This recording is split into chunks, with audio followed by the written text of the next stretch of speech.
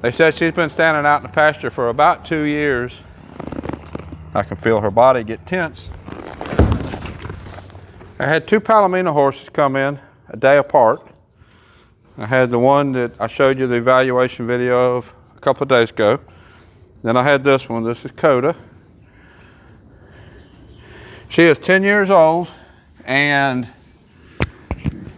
she originally had some pretty good training. I know the trainer that trained her, and he does a good job. And they had her home, and I actually rode her for a while. Did good, hauled her to some things. But since then, she's been standing in the pasture for a couple of years.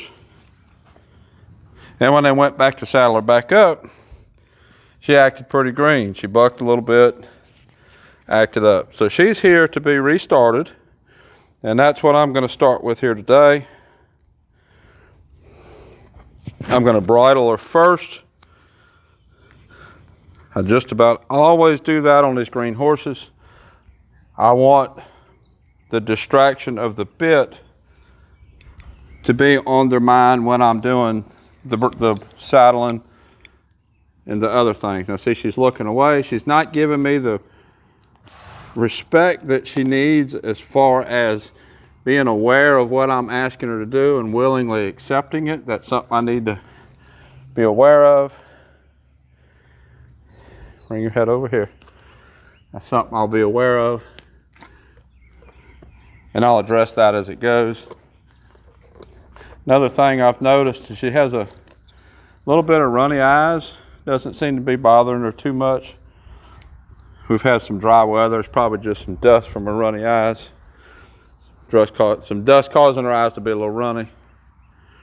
Don't seem to be bothering her, but I will be keeping an eye on that. When I went and got her out of the stall, she was kind of wide-eyed. When I first went up to her, she startled back just a little bit. But she seems a lot better now. This I don't care for. See how she's looking out there at those other horses and she's not addressing me. She needs to be more paying attention to what I'm asking her to do instead of what's going on out there. So what I'm going to do is I'm just going to pull her around and just tell her to do something. Come over here and follow me. Get her attention on me. The next thing I want to do is put the saddle on her, put the pad in the saddle, but I don't want to throw it up there when her attention is out there someplace. I want to saddle her when her attention is on me. It's a whole lot more likely that it's going to go good if she's paying attention to me. Just bring her over here, over here. Get your mind over here. Get your mind over here. Now, I'll throw the pad up a couple of times. See what kind of reaction I get. See how her head was over there, and then when I put the pad against her, she come back to me. Now I know this horse is pretty broke at one time, was pretty broke. I think she's like 10 now. I know she was pretty broke. So I don't expect her to look back at the pad in the saddle with worry. I expect her to be comfortable with it. But what I do want is I do want her to pay attention to what I'm asking her to do. Come on. Ask her to move her feet. And we'll come over here and I'll put the saddle up there.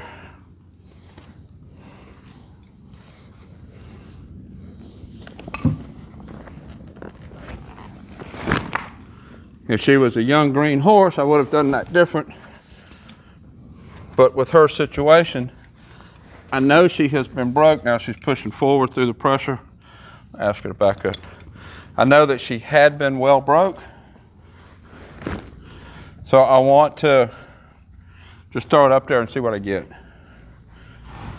I want to treat her like a broke horse so I can see where the holes are that I need to work on.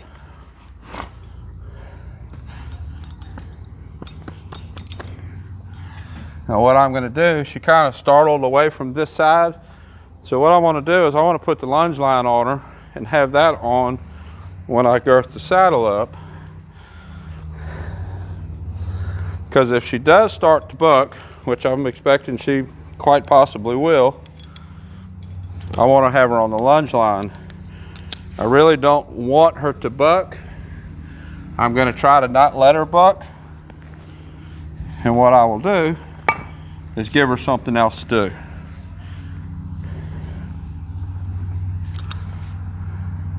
This girth is probably a little short. I probably could have put a bigger girth on her. I will next time, but this is the girth we're going to work with today.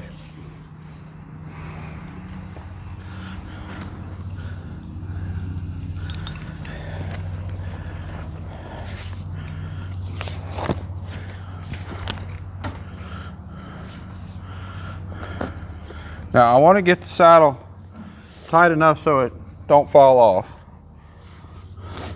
But I don't want to cut her in half all at one time. At this point, it's not tight enough to stay on if she was to buck. See how her feet are locked down? There we go. Let's get it in another hole. I want to get it tight enough so that if she bucks, it don't come off. She's a little bit mutton withered, which means she don't have a whole lot of withers.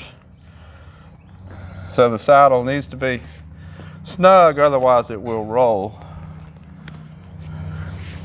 That's snug there. Ask her to move her feet.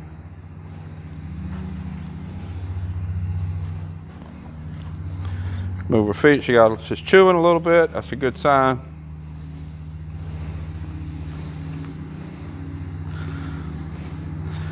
Now let's see if I can get another hole. See how tight it is now that she's moved her feet. Yep, it's pretty loose. I don't ever tighten the saddle all at one time real tight. I know a lot of people will do stuff to make them blow out air. I'm not going to do that. All I'm going to do is walk the horse in a circle, make them move their feet. What happens, people say, well, they're sucking in air. That's not actually what's happening.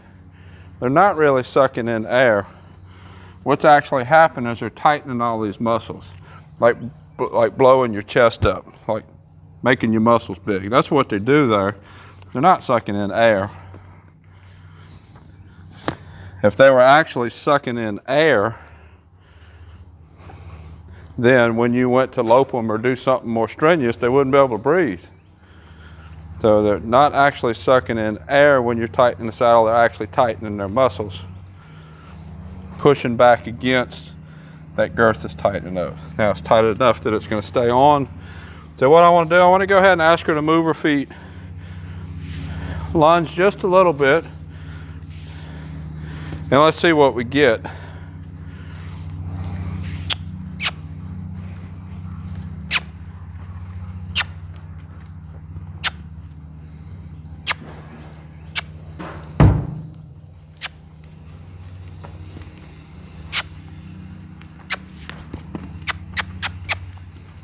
Like to get a trot. I don't want her to work hard. Let's go get my lunge whip. Don't want her to work hard, but I do need her to move her feet. Now I get it.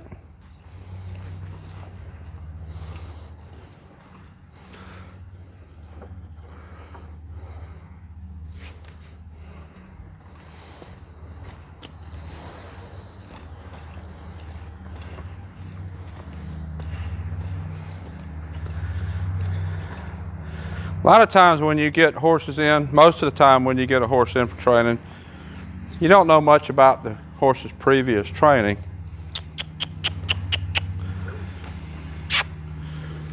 This horse, I do know who the original trainer was. Well, she's got that on her back leg, it don't matter. I do know who the previous trainer is, and it's kind of nice to know that because I know his techniques, his style, and they're actually pretty complementary to mine. We do a lot of similar things. So I kind of know what to expect with this horse and know what to expect that this horse knows and what she don't know.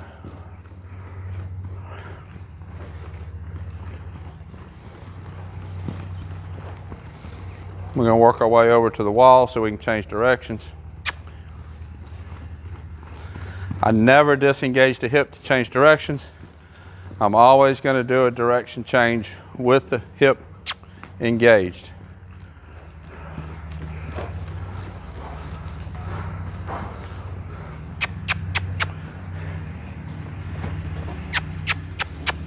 Come on. Good girl. It's become really common nowadays that a lot of clinicians teach disengaging to turning. See that a lot. I see a lot of people do it. And the other thing that I'm seeing a lot and getting a lot of questions on is people that are having trouble getting their horse to transition from a trot to a lope. And those two things are connected. When you change directions by disengaging the hip, you're putting that horse all on his front end. And if you don't ever teach the horse to use his back end, go the other way. There we go. If you don't ever teach the horse to use its back end, you're going to end up with issues like the horse not wanting to transition from the trot to the lope.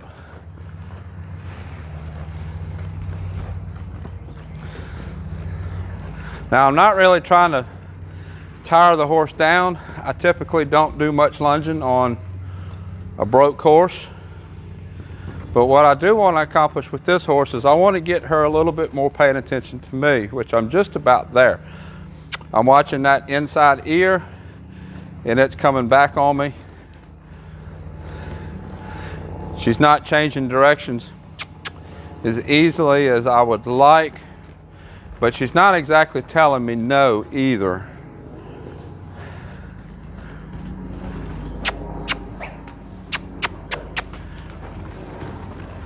I think what I'm getting there with her being unsure of changing directions, that's just because it's been a while since she's been worked.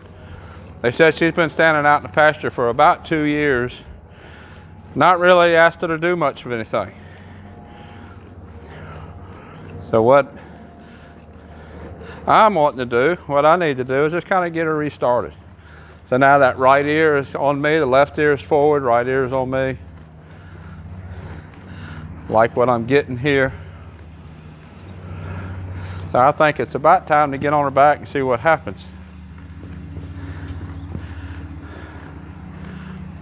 Now I'm going to quit sending her forward, give her a chance to figure out that I'm not sending her forward.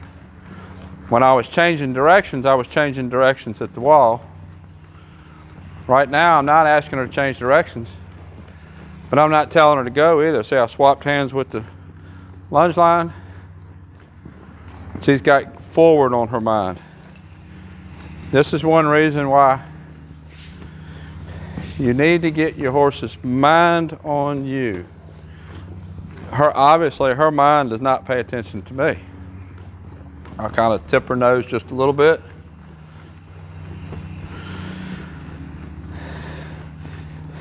Her right ear is on me, but she's going forward. Tip her nose. Hey, I'm not telling you go, pay attention. Not telling you go, pay attention. Over here, there we go. She almost stopped, looked at me. See, she's looking to the outside. Over here. Over here. There we go, good girl. She stopped, faced me, and chewed. Good indications. Now she's coming to me. And she's not coming directly at me, she's coming next to me. I like that, because if something was to happen, she's not going to plow into my space. I don't like that she came and she looked over that way. I want her a little more attention on me. Let's go over here and we'll get my reins, and I'll step up on her and we'll see what happens.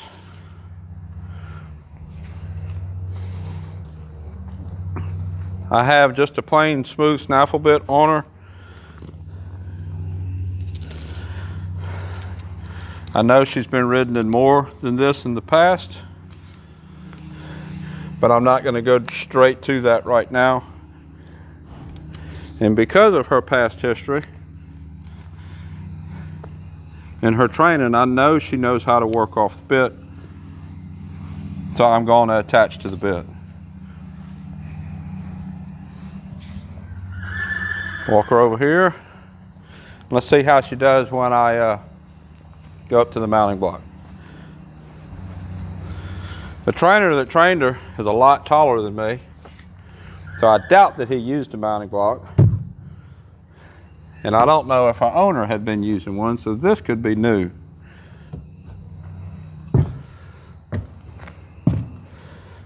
Now when I get on her, I'm going to keep that left rein short so that I can take her into a circle. I want to get her mind on the fact that I'm on her back. See, that's not a good sign. Let's go again. That comes from not paying attention to what I'm doing. I'm going to try that again, and what I might need to do is a little bit more preparatory work.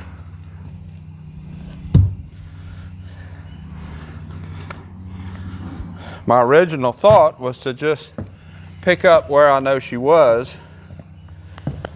give her a little reminder, and pick right up where I know she was. Might not be what I need to do. Might need to do a little more preparatory work.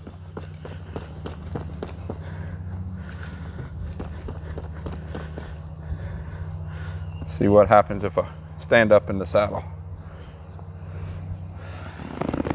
I can feel her body get tense.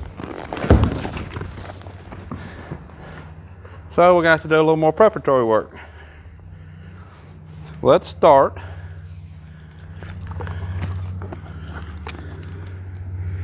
with some desensitizing.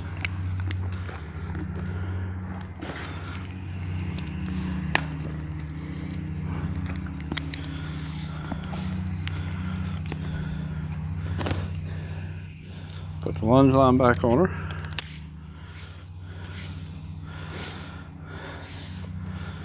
Go over here. Get something else off the wall.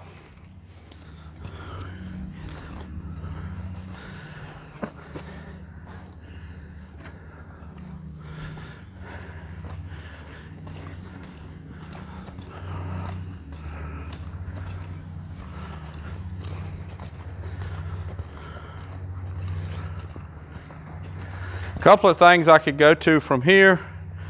I could start sacking her out with a bag.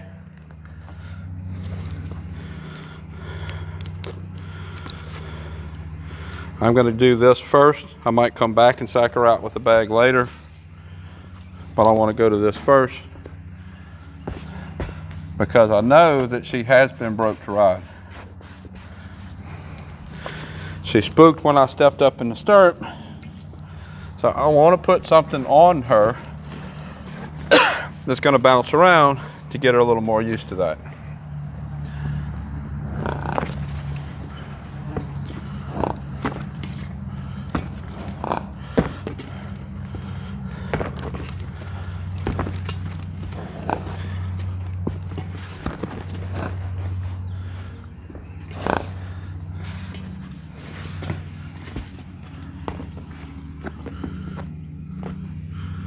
Now, I need to get this one attached and then attach the other one.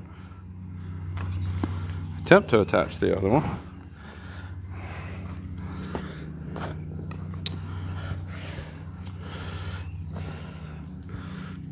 Now let's ask her to lunge. Don't come to me. This kind of simulates my legs on her side, bouncing around.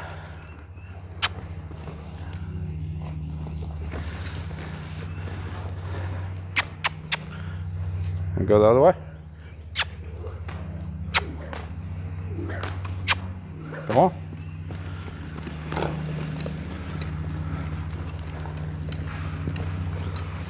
That's interesting. I really expected more reaction. Give it a minute, I might get more reaction.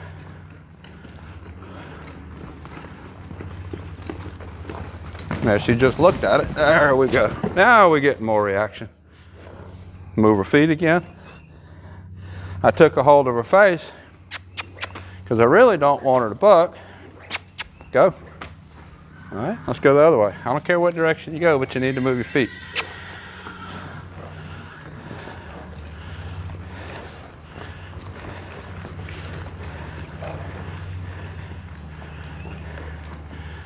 I don't believe in letting one buck something out I'm going to scold them for bucking from the beginning.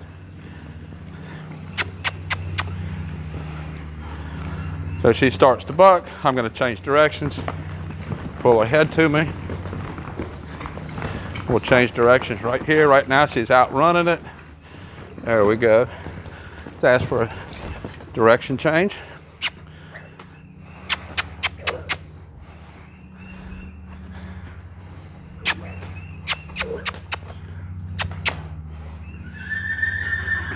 Don't want to swat her with the whip if I can help it. Some situations I would. She's already worried. Don't want her to back into the camera either. Some situations I would, but I don't want to here. Might have to if she don't go. She's got a deer fly biting her right on the bridge of her nose. Let's go. You got to move your feet. Come on.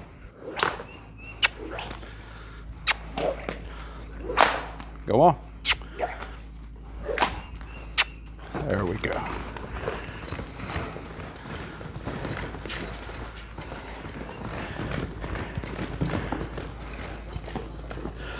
If I would have gotten on her back, if I'd have made it that far, this is what I would have got.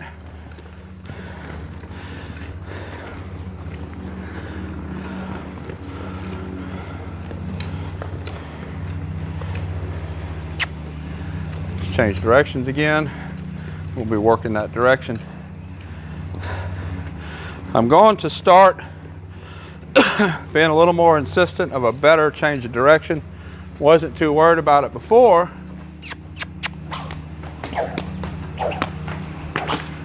I wasn't too worried about it before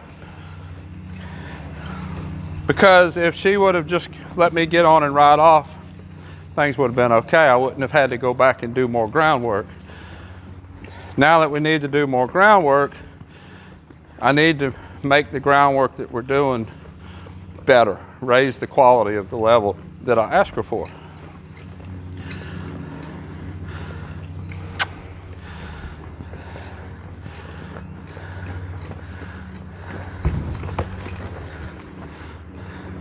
Those are just regular rubber boat bumpers. I'll put a link to them either in the video description or the comments so you can see what they are. They're for a boat. They're soft. There we go. I didn't have to hit her that time. They're soft to protect the boat from the pier, so they're soft on the horse. And I just took a piece of rope and a clip just so I could clip it to the back ring of the saddle, let it bounce around a little bit. Kind of like having my legs on them, but it also helps to desensitize them to things bouncing around. She's starting to look out towards those horses again, and not so much at me or, come on, not so much as at me or the bumpers on the saddle, which tells me she's less worried about what I'm doing here, and that I need to raise the level of what I'm asking for.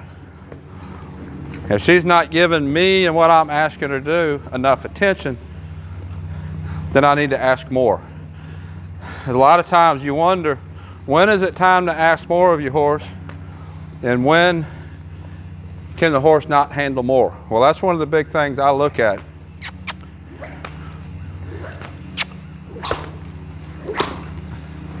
I need more. Come on. I need two eyes, and I need her to be willing to do what I ask her to do. Go on, go on. There we go. She has to be willing to do what I ask her to do. I asked several times, and I told several times, I cannot just let her stand there and tell me, no, I'm not going to go. I have to do whatever it takes to get her to do what I'm asking her to do. If you don't ever escalate to get your horse to do what you ask, you're going to end up with problems later down the road. You'll be the one, there we go, in the emergency room, because the horse did not respect what you asked him to do.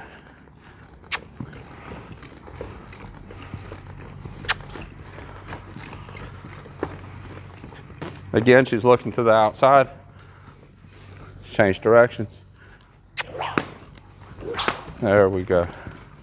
She learned something the last time.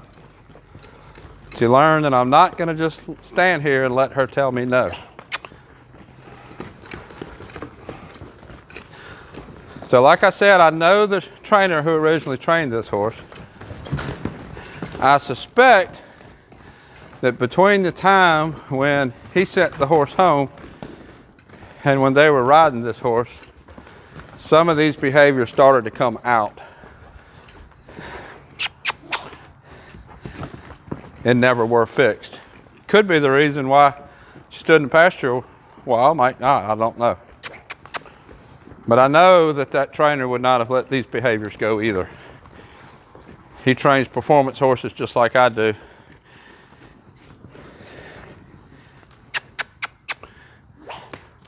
Good girl.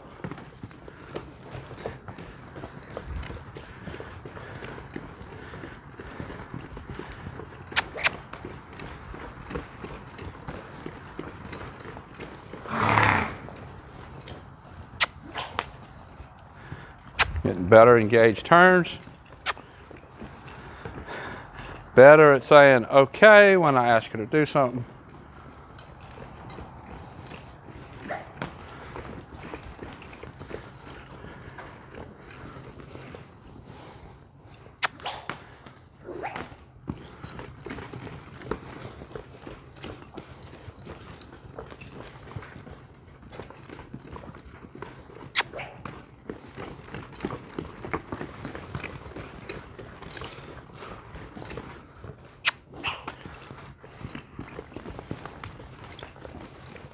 Okay, I like what I'm getting here. Good girl. Good girl.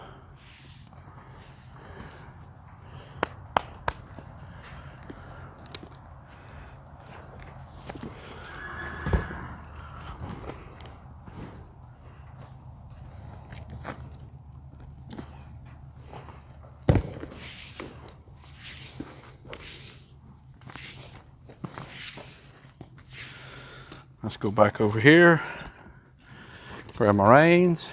Let's try it again.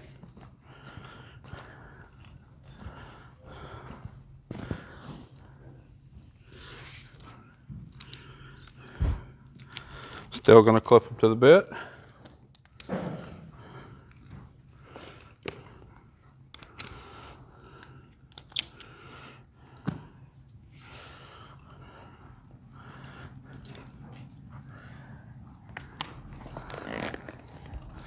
Saddle could be tightened up a hole, a little bit loose.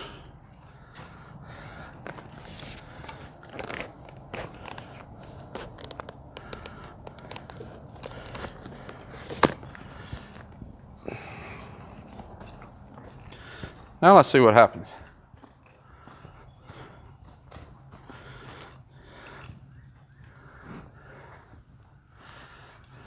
Over here, pay attention.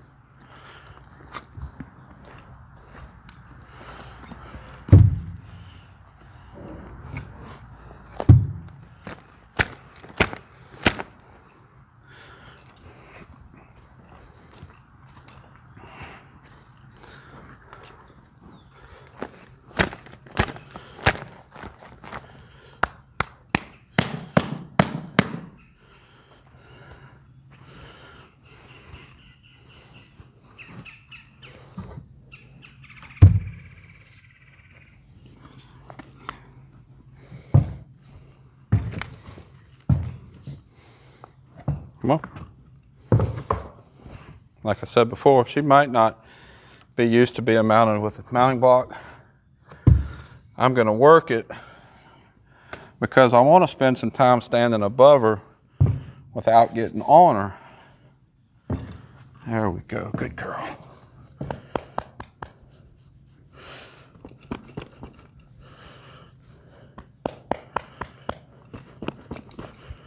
Good girl. Walk away.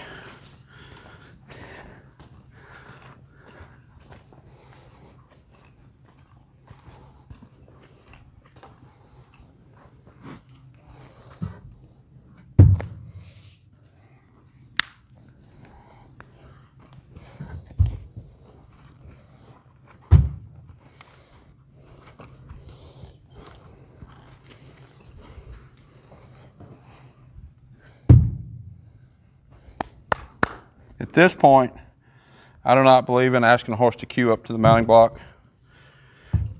She already doesn't want to be at the mounting block. And if I start asking her to cue up to the mounting block, I'm just going to get in a fight with her.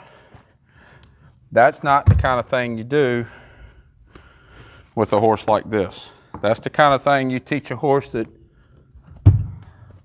is already comfortable with the rider above them. If I'm on the mounting block and I'm trying to ask her to cue up to it or swing into the mounting block for me to get on, she don't want to be there. I'm just asking for a fight.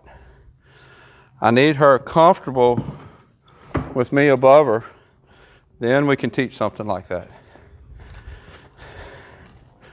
Everything has to happen in an order. There's certain prerequisites to each part.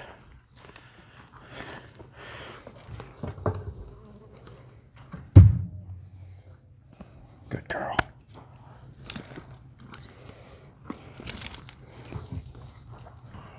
I know that fly's bothering you.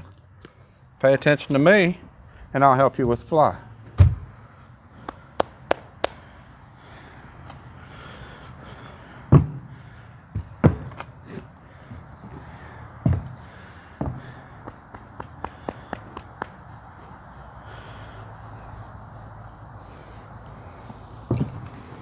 Walk back forward again.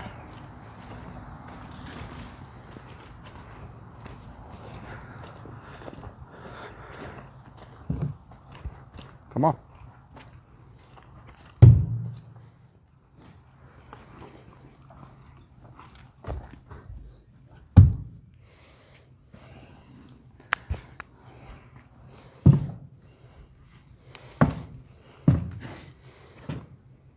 Come on.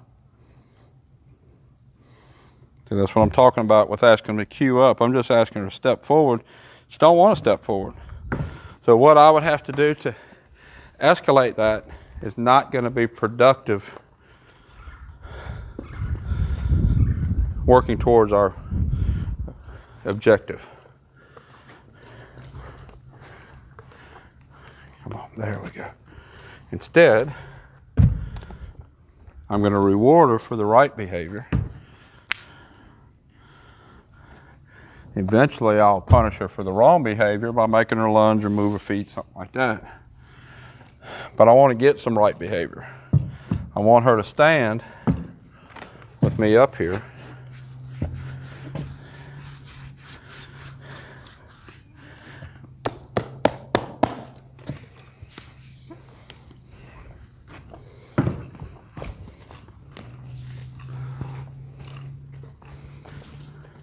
And I could put her between the mounting block and the fence, and I can do all kind of things to get in the saddle. The thing is, getting in the saddle is not the objective here. It's not what I want to accomplish. What I want to accomplish is I want her to stand so that I can get in the saddle.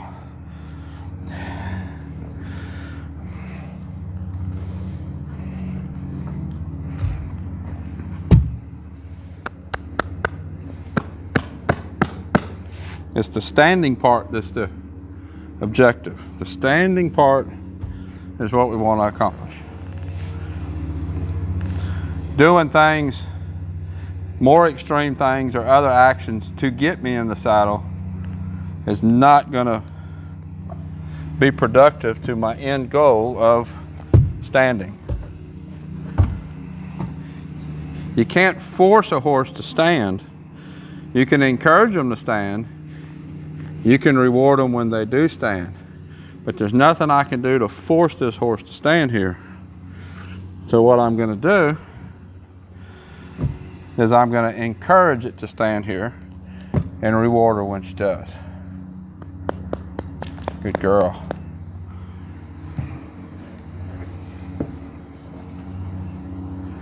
Good girl. So I'm going to quit with her for today. Her name is Coda. And I'll work on it again tomorrow and work towards getting in the saddle, of course. I think she has some issues she has to overcome. I think in the end she's going to pick back up just fine where she used to be. Until next time, thank you for watching.